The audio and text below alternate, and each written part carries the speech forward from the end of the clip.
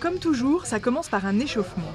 Ce soir, ils sont une dizaine à venir s'entraîner dans cette salle de danse à Saint-Ouen, en banlieue parisienne.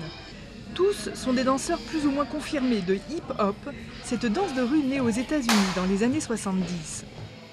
Quand on dit hip-hop, le hip qui est un peu l'argot du être débrouillard et le hop qui veut dire faire le saut et y aller, quoi. Donc vraiment y aller, ça veut dire sans avoir forcément de matière, de bagage, essayer de se débrouiller et puis hop, d'attraper ce qu'il y a à prendre pour s'améliorer, quoi. S'améliorer grâce à ses partenaires. Car le principe de ces rencontres spontanées, c'est de partager sa technique, ses mouvements et ses idées avec d'autres danseurs. Se mélangent les breakers, qui excellent dans les figures acrobatiques au sol, et les poppers, qui réalisent leur chorégraphie debout.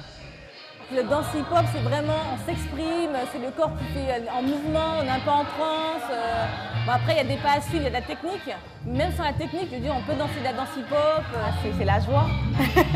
Le hip-hop a débarqué en France au début des années 80. C'est l'émission HIP-HOP sur TF1 qui le fera connaître au grand public. Pourtant, dès les années 90, l'émergence du rap éclipse le succès du hip-hop. Aujourd'hui, les passionnés dansent toujours, parfois dans les lieux publics. Des happenings encore mal perçus, car pour certains, le hip-hop est lié à la violence de la banlieue. Quand j'ai la chance de danser dans un autre pays, il n'y a pas toutes ces barrières, toutes ces histoires de groupes, toutes ces histoires qu'on a aussi par rapport à, on va dire entre guillemets l'État, quoi, la police, quand on danse dans un centre commercial à la Défense.